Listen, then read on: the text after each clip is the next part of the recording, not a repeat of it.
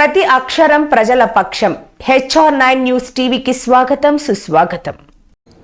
Municipal చైర్పర్సన్లు, మేయర్లు, ఈరోజు మీ అందరితో ఈ సమావేశం జరుపుకోవడం నిజంగా చాలా సంతోషంగా ఉంది. స్థానిక సంస్థలకు సంబంధించిన ఎన్నికలు జరిగినప్పుడు మన party YSR Congress party clean sweep చేసినాం. దాదాపుగా జెడ్పీటీసీలు లెక్కే చూసుకుంటే దాదాపుగా 46 చోట్ల ఎన్నికలు జరిగితే 44 చోట్ల మన పార్టీనే గెలిచిన పరిస్థితుల మధ్య ఎన్నికలు జరగడం జరిగింది. ఎంపీపీల పరిస్థితి చూసినా అదే మాదిరిగానే కనిపిస్తాం, ఎంపీటీసీల పరిస్థితులు చూసినా అదే మాదిరిగా కనిపిస్తాం. దేవుడి దయతో గొప్ప విజయాన్ని కూడా మనం చెవి చూసాం. ఈరోజు ఎక్కడ చూసినా కూడా ఈరోజు రెడ్ బుక్ రాజ్యాంగం జరుగుతూ ఉంది. ఎక్కడ చూసినా కూడా ప్రజలకు మంచి చేశాం కాబట్టి ప్రజల దగ్గరికి వెళ్ళి మాకు ఓటు వేయండి అని అడిగే పరిస్థితి ఎక్కడా కూడా తెలుగుదేశం పార్టీకి లేదు. ఈరోజు ఎక్కడ చూసినా కూడా వ్యవస్థలన్నీ కూడా కుప్పకూలిపోయిన పరిస్థితులు కనిపిస్తూ ఉన్నాయి. మన ప్రభుత్వం చంద్రబాబు నాయుడు గారి ప్రభుత్వానికి మధ్య కంపారిజన్ ప్రతి ఇంట్లో కూడా వెంటనే ఇప్పటికీ చర్చ మొదలైంది. మన ప్రభుత్వ హయాంలో ఎలా ఉండేది, ఈరోజు చంద్రబాబు నాయుడు గవర్నమెంట్ వచ్చిన తర్వాత ఈ 6 నెలల కాలంలో ప్రభుత్వం ఎలా పనిచేస్తూ ఉంది అన్నది ప్రతి ఇంట్లో కూడా ఇప్పటికే చర్చ మొదలైంది. మనమేమో కుటుంబం మొత్తానికి ఒకటిగా చేసి మంచి చేసినాము, మన నోట్లో నుంచి అబద్ధాలు రావడం లేదు, మనం చేయగలిగింది మాత్రమే చెప్తా ఉన్నాము, మన నోట్లో నుంచి అబద్ధాలు రావడం లేదు. కానీ వాళ్ళేమో ప్రతి ఇంటికి పోయి ఎవడు కనపడినా సరే ఇంట్లో ఇంత పిల్లోడు కనపడితే చాలు ఆ నుంచి స్టార్ట్ అవుతుంది. ఇంట్లో 2-3 పిల్లలు నవ్వుతూ కనిపించినారంటే చాలు, నీకు 15,000, నీకు 15,000, నీకు 15,000 సంతోషం అనే మాటలు. ఇంట్లో కాస్త తల్లులు కనిపిస్తే, అమ్మలు కనిపిస్తే నీకు 18,000, నీకు 18,000, నీకు 18,000 సంతోషం అనే మాటలు కనిపించేటివి.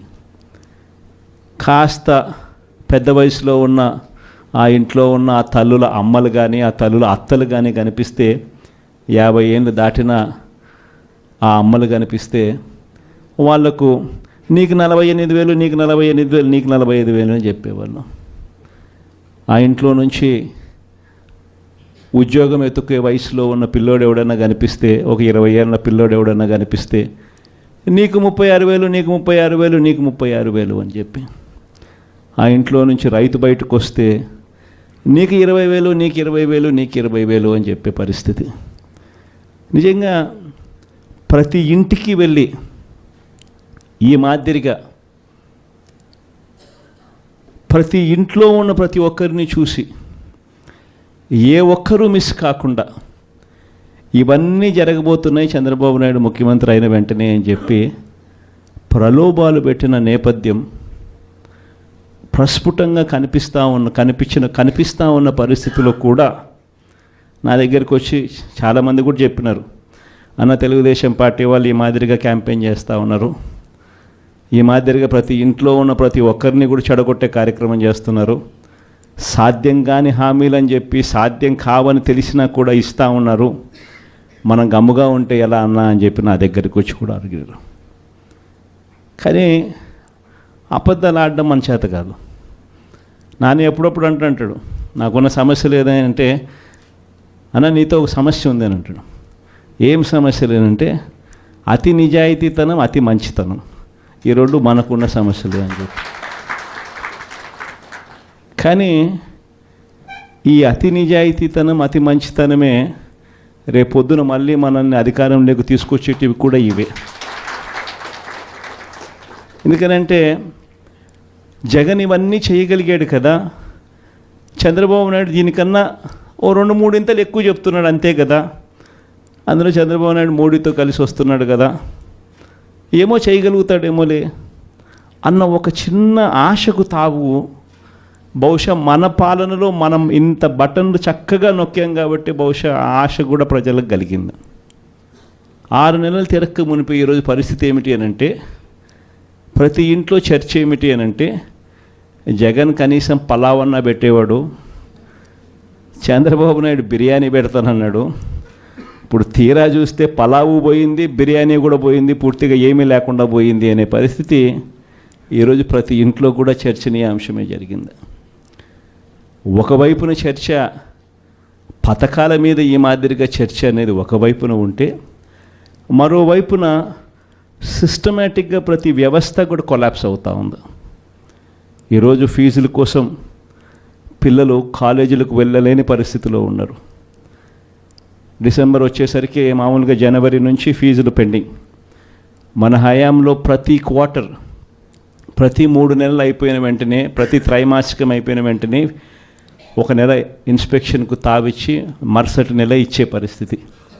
ఈరోజు జనవరి నుంచి ఫిబ్రవరి, మార్చికి సంబంధించిన ఫీజులు ఏప్రిల్లో వెరిఫికేషన్ చేసి మేలో ఇచ్చే పరిస్థితి మన హయాంలో. కానీ ఈరోజు చూస్తే జనవరి, ఫిబ్రవరి, March quarter, April, May, June quarter, July, August, September quarter, ఇప్పుడు ఇక అక్టోబర్, నవంబర్, డిసెంబర్. ఈ జనవరికి వస్తే 4 క్వార్టర్స్ అంటే సంవత్సరం ఫీజులు పిల్లలకు ఇవ్వని పరిస్థితి కనిపిస్తుంది. ఒక్క ఫీజు రీయింబర్స్మెంట్ బకాయిలే 2,800 కోట్ల రూపాయలు. ఇక దీనికి వసతి దీవెన కలుపుకుంటే మన హయాంలో ప్రతి ఏప్రిల్లోనూ ఇచ్చేవాళ్ళం, అది మరో 1,100 కోట్ల రూపాయలు. ఉట్టి ఫీజులకు సంబంధించిన బకాయిలే. నేను స్కీముల గురించి మాట్లాడడంలా, వ్యవస్థను నడిపించే ఈ కార్యక్రమాలను కూడా పూర్తిగా కొలాప్స్ అవుతూ ఉన్న పరిస్థితి. దాదాపుగా 3,900 కోట్లు కేవలం పిల్లల చదువులకు సంబంధించిన బకాయిలు. ఆరోగ్యశ్రీకి సంబంధించిన బకాయిలు 2,200 కోట్ల రూపాయలు మార్చి నుంచి ఆరోగ్యశ్రీ నెట్వర్క్ హాస్పిటల్కి కూడా డబ్బులు ఇవ్వని పరిస్థితి. ఈరోజు పేదవాడు ఎవడు కూడా హాస్పిటల్ గడప ఎక్కాలంటే డాక్టర్లు వైద్యం ఉచితంగా అందిస్తారు అన్న నమ్మకం ప్రజల్లో సన్నగిల్లిన పరిస్థితి. దాదాపుగా మన హయాంలో నెలకు మామూలుగా 300 కోట్ల రూపాయలు ఆరోగ్యశ్రీ బిల్స్. మార్చి నుంచి ఇప్పటిదాకా ఒక్క బిల్లు ఇవ్వాల. దాదాపుగా 2,200 కోట్ల పైచిలకు బకాయిలు. ఆరోగ్య ఆసరా గురించి ఇంక నేను చెప్పాల్సిన పని, అసలు ఆరోగ్య ఆసరా ఉందా, ఎక్కడుంది అని అనుకునే పరిస్థితిలోకి ఈరోజు ప్రజలు వచ్చినారు. 104, 108 ఫోన్ నెంబర్ కొట్టినా కూడా అంబులెన్స్ వస్తుందన్న నమ్మకం లేదు. వాళ్లకు బకాయిలే, వాళ్ళు స్ట్రైకులు, ధర్నాలే. ఇలా సిస్టమేటిక్గా చదువులైతేనేమి, వైద్యం అయితేనేమి, ధాన్యం కొనుగోలు, చివరికి ధాన్యం కొనుగోలు పరిస్థితి కూడా ఎలా ఉంది అంటే, దళారీలు కొనేదాకా ప్రభుత్వం అడుగు ముందుకు వేయడానికి సిద్ధంగా లేదు. ఈరోజు ధాన్యం కొనుగోలుకు ఎంఎస్పి 1,720 రూపాయలు అయితే, ఈరోజు రైతులు 300 రూపాయలు తక్కువ రేటుకు ఇదే మీ కృష్ణా జిల్లాలోనే అమ్ముకునే పరిస్థితిలో ఈరోజు రైతులు ఉన్నారు. ప్రభుత్వం కొనాల్సిన సమయంలో కొంటే ఆర్బీకేల ద్వారా దళారీ వ్యవస్థ తీసేసి ఈ క్రాప్ చేసి పారదర్శకంగా మనం కొనుగోలు చేసినట్టుగా కొనుగోలు చేస్తే రైతులకు గిట్టుబాటు ధర వచ్చే పరిస్థితి నుంచి ఈరోజు గిట్టుబాటు ధర రాని పరిస్థితిలోకి మళ్ళీ రైతు వెళ్ళిపోయాడు. ఇలా ప్రతి వ్యవస్థ పూర్తిగా దిగజారిపోయిన పరిస్థితులు కనిపిస్తూ ఉన్నాయి. మరోవైపున చూస్తే రెడ్ బుక్ రాజ్యాంగం, దొంగ కేసులు పెట్టడం, ప్రభుత్వాన్ని ఎవరైనా కూడా విమర్శిస్తూ పోస్టింగులు చేసినా లేదా ఫార్వర్డ్ చేసినా కూడా కేసులు పెట్టే అధ్వానమైన పరిస్థితులకి ఈరోజు చూస్తూ ఉన్నాం. ఇవన్నీ కూడా జరుగుతూ ఉన్నాయి. కానీ తప్పెక్కడ చేస్తూ ఉన్నాడు చంద్రబాబు నాయుడు అని అంటే, ఒకవైపున మంచి చేయకపోగా మరోవైపు ప్రశ్నించే గొంతును అణిచివేయాలని చెప్పి విశ్వరూపాన్ని చూపించడం చంద్రబాబు చేస్తూ ఉన్న తప్పు. మామూలుగా 6 నెలలకు ప్రభుత్వ వ్యతిరేకత ఈ స్థాయిలో ఉండాలి అని అనుకుంటే, చంద్రబాబు నాయుడు గారి 6 నెలల కాలంలో ఈ స్థాయికి వెళ్ళిపోయింది. క్యారెక్టర్ అన్నది క్రెడిబిలిటీ అన్నది, విశ్వసనీయత అన్నది ఒక్కసారి మనం పడేసినామనంటే మళ్ళీ ఏరుకోవడం కష్టం. కష్టకాలంలో ఉన్నప్పుడే మనకు అదొక పరీక్ష. ఏ రోజైనా కూడా ఎల్లకాలం కష్టాలు ఉండవు. ఒక చీకటి వచ్చిన తర్వాత పగలు రాక తప్పదు. ఇది మనకు సృష్టి నేర్పిన రహస్యం. కాబట్టి ఖచ్చితంగా ఇది గుర్తుపెట్టుకోండి. కష్టాల్లో ఉన్నప్పుడు మనం గట్టిగా పోరాటం చేయగలిగితే మనం మళ్ళీ తిరిగి నిలబడగలుగుతాం అన్నది మాత్రం ఖచ్చితంగా గుర్తుపెట్టుకోండి. ఈ సంక్రాంతి తర్వాత నేను కూడా ఇక జిల్లాల బాట పడతాను. ఇనిషియలీ ప్రతి బుధవారము గురువారము బహుశా జనవరి నెలాఖరు నుంచి మొదలు పెడతాను అనుకుంటున్నా. ప్రతి వారం బుధవారం గురువారం నేను కూడా జిల్లాల్లోనే పడుకుంటా. ప్రతి పార్లమెంటు ఒక యూనిట్ కింద తీసుకొని నేనే అక్కడికి వచ్చి నేనే బస చేస్తా. బుధవారం అంతా కార్యకర్తలతో 3 కాన్స్టిట్యున్సీసు, గురువారం అంతా మరో 4 కాన్స్టిట్యున్సీసు కార్యకర్తలతోనే మమేకమయ్యే కార్యక్రమాలు, పూర్తిగా కార్యకర్తలకి కేటాయింపు చేసే కార్యక్రమాలు చేస్తాం. సో అక్కడే ఉంటూ కార్యకర్తలతో మమేకమవుతూ కార్యకర్తలతో తోడుగా ఉండే కార్యక్రమం, కార్యకర్తలకు దగ్గరయ్యే కార్యక్రమం కూడా చేస్తాం. దాంట్లో భాగం కూడా ప్రోగ్రాంలో పేరు కూడా కార్యకర్తలతో జగనన్న పార్టీ బలోపేతానికి దిశానిర్దేశం అనే కార్యక్రమం పేరు కూడా పెట్టి ముందుకు తీసుకొని పోతాం. ఆ ప్రోగ్రాం ఎజెండా, ముఖ్య ఎజెండా ఏమవుతుందనంటే మండలి స్థాయి కల్లా కమిటీలు ఆ లోపలనే ఫామ్ చేయమని చెప్పి మా వాళ్ళందరికీ చెప్పా.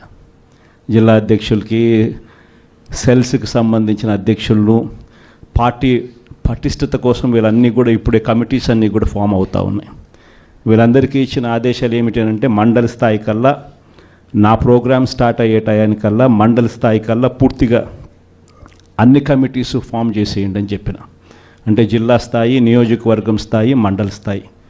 ఆ తర్వాత నా ప్రోగ్రాం స్టార్ట్ అయ్యేసరికి మండల స్థాయి నుంచి గ్రామ స్థాయికి పార్టీ వ్యవస్థను బలోపేతం చేసే దిశగా పుష్ చేద్దాము అని చెప్పి నా ప్రోగ్రాంలో పెట్టే కార్యక్రమం చేస్తూ ఉన్నాం. నెక్స్ట్ కార్యక్రమం ఎలా ఉండాలి అని అంటే బూత్ కమిటీస్ దగ్గర నుంచి గ్రామ కమిటీస్ దాకా నేను నా ప్రోగ్రాంలు స్టార్ట్ అవుతే పుష్ చేస్తాం. చివరికి ఏ స్థాయికి మన ప్రోగ్రాములన్నీ కూడా వెళ్ళిపోవాలనంటే, మన పార్టీ ఏ స్థాయిలోకి ఆర్గనైజ్ స్ట్రక్చర్లోకి వెళ్ళిపోవాలి అని అంటే, రేపొద్దున ప్రతి కార్యకర్త గ్రామ స్థాయి నుంచి ఎమ్మెల్యే, ఎంపీ స్థాయి దాకా కూడా ప్రతి ఒక్కరికి ఒక ఫేస్బుక్ పేజ్ ఉండాలా, ఒక ఇన్స్టాగ్రామ్ పేజ్ ఉండాలా, ఒక వాట్సాప్ ఉండాలా, యూట్యూబ్లో కూడా పోస్టింగ్ చేసేవి ఉండాలి. ఎక్కడ ఏం జరిగినా కానీ టకాన్ తీయడం, పెట్టడం, ఏం చేయాల్సిన పనుల జరుగుతూ ఉన్న అన్యాయాన్ని తీయడం, పెట్టడం. ఏ లెవెల్ ఆఫ్ రెవల్యూషన్ జరుగుతుందనంటే ఒక సంవత్సరం, ఈ నుంచి ఒక సంవత్సరం పోయిన తర్వాత గ్రామంలో చంద్రబాబు నాయుడు గారిని, తెలుగుదేశం పార్టీని క్వశ్చన్ చేస్తూ ప్రతి ఇంట్లో నుంచి వాయిస్ రావాలి. అది మనం చేయాలి. మన కార్యకర్తలతో మనమంతా కలిసికట్టుగా చేయించాలి.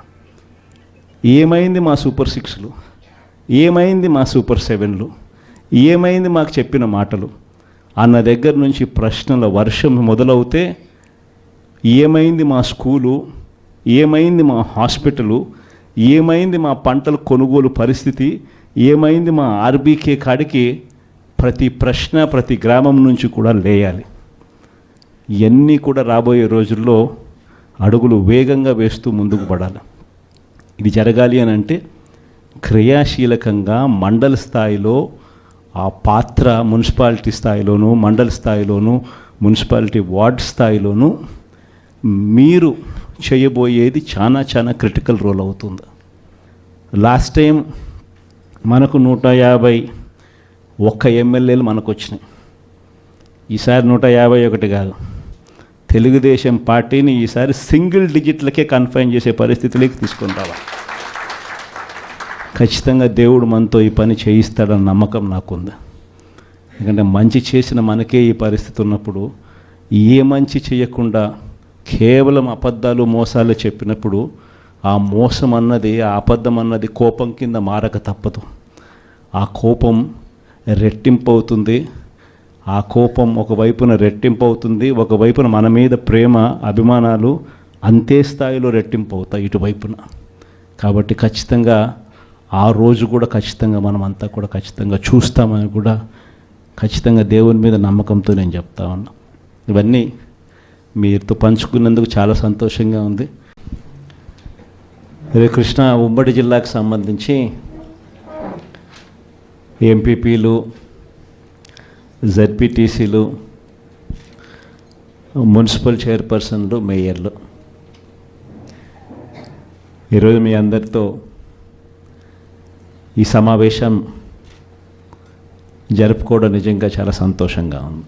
స్థానిక సంస్థలకు సంబంధించిన ఎన్నికలు జరిగినప్పుడు మన party YSR Congress party clean sweep చేసినాం. దాదాపుగా జెడ్పీటీసీలు లెక్కే చూసుకుంటే దాదాపుగా 46 చోట్ల ఎన్నికలు జరిగితే 44 చోట్ల మన పార్టీనే గెలిచిన పరిస్థితుల మధ్య ఎన్నికలు జరగడం జరిగింది. ఎంపీపీల పరిస్థితి చూసినా అదే మాదిరిగానే కనిపిస్తాం, ఎంపీటీసీల పరిస్థితులు చూసినా అదే మాదిరిగా కనిపిస్తాం. దేవుడు దయతో గొప్ప విజయాన్ని కూడా మనం చెవి చూసాం. ఈరోజు ఎక్కడ చూసినా కూడా ఈరోజు రెడ్ బుక్ రాజ్యాంగం జరుగుతూ ఉంది. ఎక్కడ చూసినా కూడా ప్రజలకు మంచి చేశాం కాబట్టి ప్రజల దగ్గరికి వెళ్ళి మాకు ఓటు వేయండి అని అడిగే పరిస్థితి ఎక్కడా కూడా తెలుగుదేశం పార్టీకి లేదు.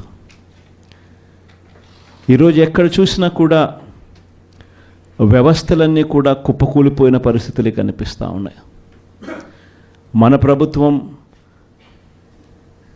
చంద్రబాబు నాయుడు గారి ప్రభుత్వానికి మధ్య కంపారిజన్ ప్రతి ఇంట్లో కూడా వెంటనే ఇప్పటికీ చర్చ మొదలైంది. మన ప్రభుత్వ హయాంలో ఎలా ఉండేది, ఈరోజు చంద్రబాబు నాయుడు గవర్నమెంట్ వచ్చిన తర్వాత ఈ 6 నెలల కాలంలో ప్రభుత్వం ఎలా పనిచేస్తూ ఉంది అన్నది ప్రతి ఇంట్లో కూడా ఇప్పటికే చర్చ మొదలైంది. మనమేమో కుటుంబం మొత్తానికి ఒకటిగా చేసి మంచి చేసినాము, మన నోట్లో నుంచి అబద్ధాలు రావడం లేదు, మనం చేయగలిగింది మాత్రమే చెప్తా ఉన్నాము, మన నోట్లో నుంచి అబద్ధాలు రావడం లేదు. కానీ వాళ్ళేమో ప్రతి ఇంటికి పోయి ఎవడు కనపడినా సరే ఇంట్లో ఇంత పిల్లోడు కనపడితే చాలు ఆ నుంచి స్టార్ట్ అవుతుంది. ఇంట్లో 2-3 పిల్లలు నవ్వుతూ కనిపించినారంటే చాలు, నీకు 15,000, నీకు 15,000, నీకు 15,000 సంతోషం అనే మాటలు. ఇంట్లో కాస్త తల్లులు కనిపిస్తే, అమ్మలు కనిపిస్తే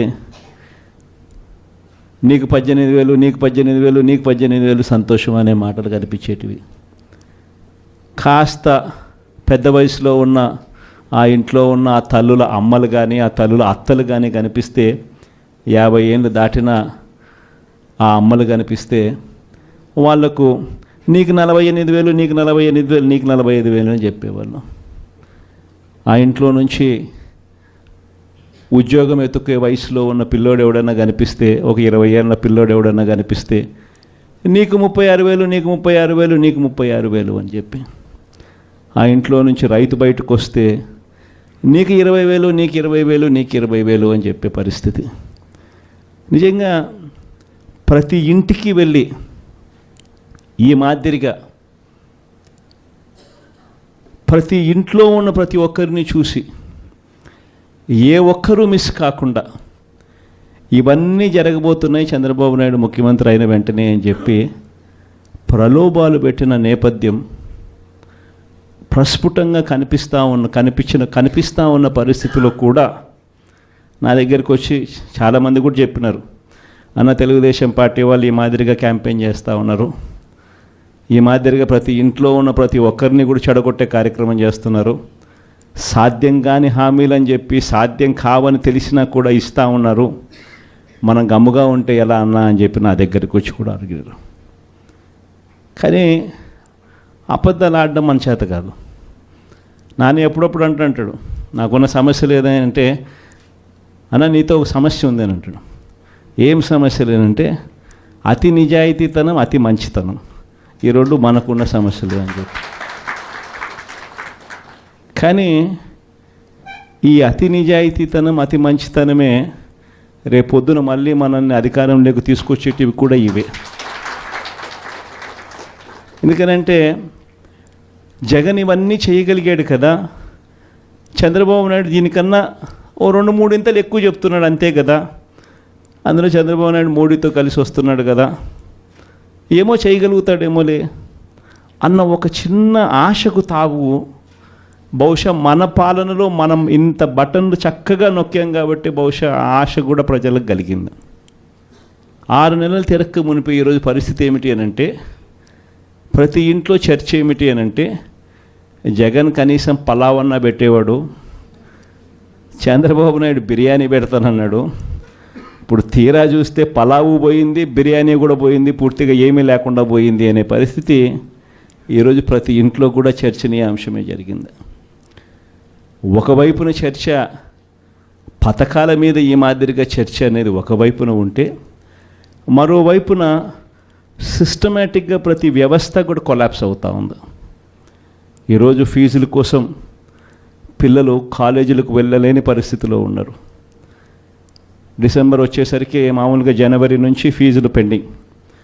మన హయాంలో ప్రతి క్వార్టర్, ప్రతి 3 నెలలు అయిపోయిన వెంటనే, ప్రతి త్రైమాసికం అయిపోయిన వెంటనే 1 నెల ఇన్స్పెక్షన్కు తావిచ్చి మరుసటి నెల ఇచ్చే పరిస్థితి.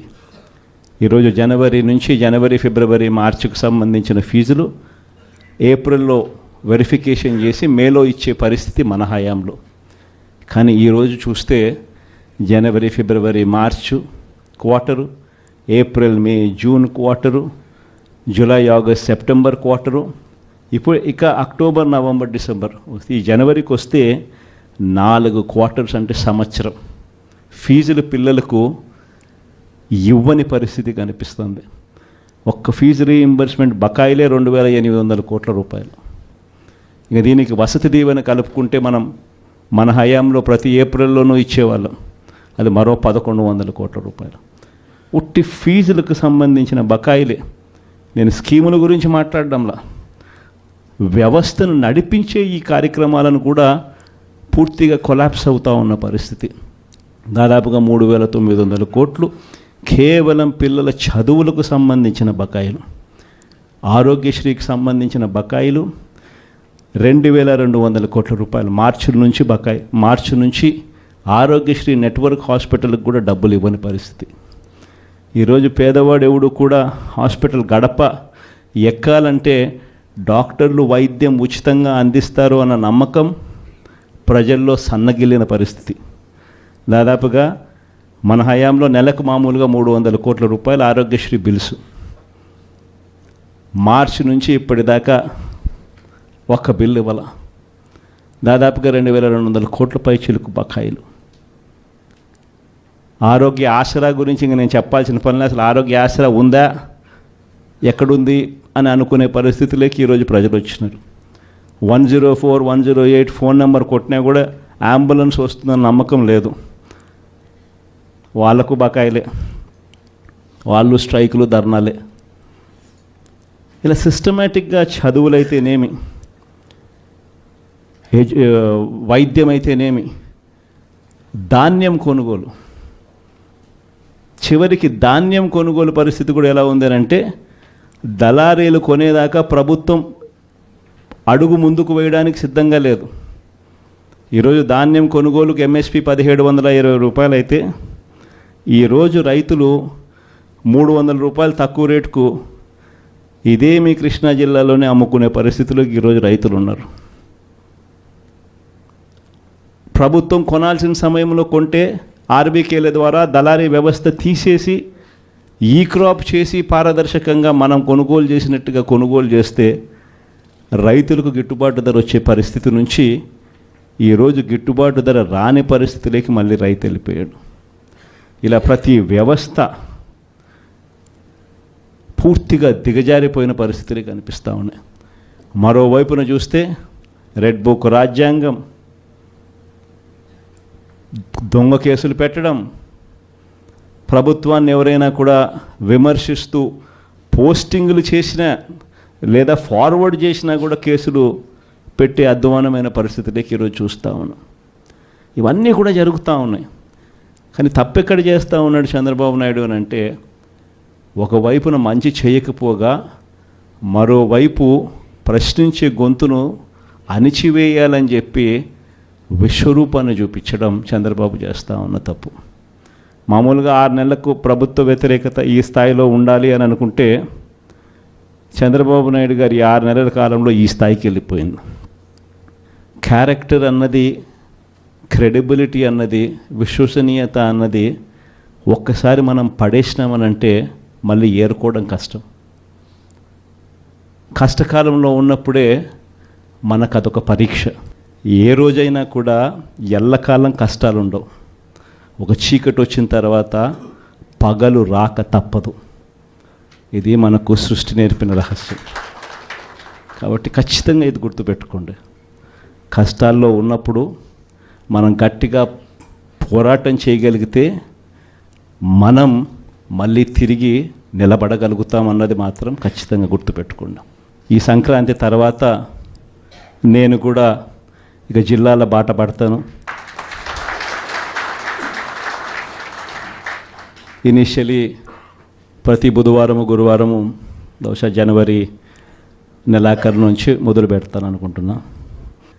ప్రతి వారం బుధవారం గురువారం నేను కూడా జిల్లాల్లోనే పడుకుంటా. ప్రతి పార్లమెంటు ఒక యూనిట్ కింద తీసుకొని నేనే అక్కడికి వచ్చి నేనే బస చేస్తా. బుధవారం అంతా కార్యకర్తలతో 3 కాన్స్టిట్యున్సీసు, గురువారం అంతా మరో 4 కాన్స్టిట్యున్సీసు కార్యకర్తలతోనే మమేకమయ్యే కార్యక్రమాలు, పూర్తిగా కార్యకర్తలకి కేటాయింపు చేసే కార్యక్రమాలు చేస్తాం. సో అక్కడే ఉంటూ కార్యకర్తలతో మమేకమవుతూ కార్యకర్తలతో తోడుగా ఉండే కార్యక్రమం, కార్యకర్తలకు దగ్గరయ్యే కార్యక్రమం కూడా చేస్తాం. దాంట్లో భాగం కూడా ప్రోగ్రాంలో పేరు కూడా కార్యకర్తలతో జగనన్న పార్టీ బలోపేతానికి దిశానిర్దేశం అనే కార్యక్రమం పేరు కూడా పెట్టి ముందుకు తీసుకొని పోతాం. ఆ ప్రోగ్రాం ఎజెండా, ముఖ్య ఎజెండా ఏమవుతుందనంటే మండలి స్థాయి కల్లా కమిటీలు ఆ లోపలనే ఫామ్ చేయమని చెప్పి మా వాళ్ళందరికీ చెప్పా. జిల్లా అధ్యక్షులకి, సెల్స్కి సంబంధించిన అధ్యక్షులను, పార్టీ పటిష్టత కోసం వీళ్ళన్నీ కూడా ఇప్పుడే కమిటీస్ అన్నీ కూడా ఫామ్ అవుతూ ఉన్నాయి. వీళ్ళందరికీ ఇచ్చిన ఆదేశాలు ఏమిటి అంటే మండలి స్థాయి కల్లా, నా ప్రోగ్రాం స్టార్ట్ అయ్యే టయానికల్లా మండలి స్థాయి కల్లా పూర్తిగా అన్ని కమిటీస్ ఫామ్ చేసేయండి అని చెప్పిన. అంటే జిల్లా స్థాయి, నియోజకవర్గం స్థాయి, మండలి స్థాయి. ఆ తర్వాత నా ప్రోగ్రాం స్టార్ట్ అయ్యేసరికి మండల స్థాయి నుంచి గ్రామ స్థాయికి పార్టీ వ్యవస్థను బలోపేతం చేసే దిశగా పుష్ చేద్దాము అని చెప్పి నా ప్రోగ్రాంలో పెట్టే కార్యక్రమం చేస్తూ ఉన్నాం. నెక్స్ట్ కార్యక్రమం ఎలా ఉండాలి అని అంటే బూత్ కమిటీస్ దగ్గర నుంచి గ్రామ కమిటీస్ దాకా నేను నా ప్రోగ్రాంలు స్టార్ట్ అవుతే పుష్ చేస్తాం. చివరికి ఏ స్థాయికి మన ప్రోగ్రాములన్నీ కూడా వెళ్ళిపోవాలని అంటే, మన పార్టీ ఏ స్థాయిలోకి ఆర్గనైజ్ స్ట్రక్చర్లోకి వెళ్ళిపోవాలి అని అంటే, రేపొద్దున ప్రతి కార్యకర్త గ్రామ స్థాయి నుంచి ఎమ్మెల్యే, ఎంపీ స్థాయి దాకా కూడా ప్రతి ఒక్కరికి ఒక ఫేస్బుక్ పేజ్ ఉండాలా, ఒక ఇన్స్టాగ్రామ్ పేజ్ ఉండాలా, ఒక వాట్సాప్ ఉండాలా, యూట్యూబ్లో కూడా పోస్టింగ్ చేసేటి ఉండాలి. ఎక్కడ ఏం జరిగినా కానీ టకాన్ తీయడం, పెట్టడం, ఏం చేయాల్సిన పనుల జరుగుతూ ఉన్న అన్యాయాన్ని తీయడం, పెట్టడం. ఏ లెవెల్ ఆఫ్ రెవల్యూషన్ జరుగుతుందనంటే ఒక సంవత్సరం, ఈ నుంచి ఒక సంవత్సరం పోయిన తర్వాత గ్రామంలో చంద్రబాబు నాయుడు గారిని, తెలుగుదేశం పార్టీని క్వశ్చన్ చేస్తూ ప్రతి ఇంట్లో నుంచి వాయిస్ రావాలి. అది మనం చేయాలి. మన కార్యకర్తలతో మనమంతా కలిసికట్టుగా చేయించాలి. ఏమైంది మా సూపర్ 6లు, ఏమైంది మా సూపర్ 7లు, ఏమైంది మాకు చెప్పిన మాటలు అన్న దగ్గర నుంచి ప్రశ్నల వర్షం మొదలవుతే, ఏమైంది మా స్కూలు, ఏమైంది మా హాస్పిటలు, ఏమైంది మా పంటల కొనుగోలు పరిస్థితి, ఏమైంది మా ఆర్బీకే కాడికి ప్రతి ప్రశ్న ప్రతి గ్రామం నుంచి కూడా లేయాలి. ఇవన్నీ కూడా రాబోయే రోజుల్లో అడుగులు వేగంగా వేస్తూ ముందుకు పడాలి. ఇది జరగాలి అని అంటే క్రియాశీలకంగా మండల స్థాయిలో ఆ పాత్ర మున్సిపాలిటీ స్థాయిలోనూ, మండల స్థాయిలోనూ, మున్సిపాలిటీ వార్డ్ స్థాయిలోనూ మీరు చేయబోయేది చాలా చాలా క్రిటికల్ రోల్ అవుతుంది. లాస్ట్ టైం మనకు 151 ఎమ్మెల్యేలు మనకు వచ్చినాయి. ఈసారి 151 కాదు, తెలుగుదేశం పార్టీని ఈసారి సింగిల్ డిజిట్లకే కన్ఫైన్ చేసే పరిస్థితిలోకి తీసుకొని రావాలి.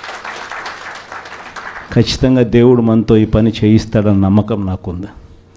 ఎందుకంటే మంచి చేసిన మనకే ఈ పరిస్థితి ఉన్నప్పుడు ఏ మంచి చేయకుండా కేవలం అబద్ధాలు మోసాలు చెప్పినప్పుడు ఆ మోసం అన్నది, ఆ అబద్ధం అన్నది కోపం కింద మారక తప్పదు. ఆ కోపం రెట్టింపు అవుతుంది. ఆ కోపం ఒకవైపున రెట్టింపు అవుతుంది, ఒకవైపున మన మీద ప్రేమ అభిమానాలు అంతే స్థాయిలో రెట్టింపు అవుతాయి ఇటువైపున. కాబట్టి ఖచ్చితంగా ఆ రోజు కూడా ఖచ్చితంగా మనం అంతా కూడా ఖచ్చితంగా చూస్తామని కూడా ఖచ్చితంగా దేవుని మీద నమ్మకంతో నేను చెప్తా ఉన్నా. ఇవన్నీ మీతో పంచుకున్నందుకు చాలా సంతోషంగా ఉంది. కృష్ణా ఉమ్మడి జిల్లాకు సంబంధించి ఎంపీపీలు, జెడ్పీటీసీలు, మున్సిపల్ చైర్పర్సన్లు, మేయర్లు, ఈరోజు మీ అందరితో ఈ సమావేశం జరుపుకోవడం నిజంగా చాలా సంతోషంగా ఉంది. స్థానిక సంస్థలకు సంబంధించిన ఎన్నికలు జరిగినప్పుడు మన party YSR Congress party clean sweep చేసినాం. దాదాపుగా జెడ్పీటీసీలు లెక్కే చూసుకుంటే దాదాపుగా 46 చోట్ల ఎన్నికలు జరిగితే 44 చోట్ల మన పార్టీనే గెలిచిన పరిస్థితుల మధ్య ఎన్నికలు జరగడం జరిగింది.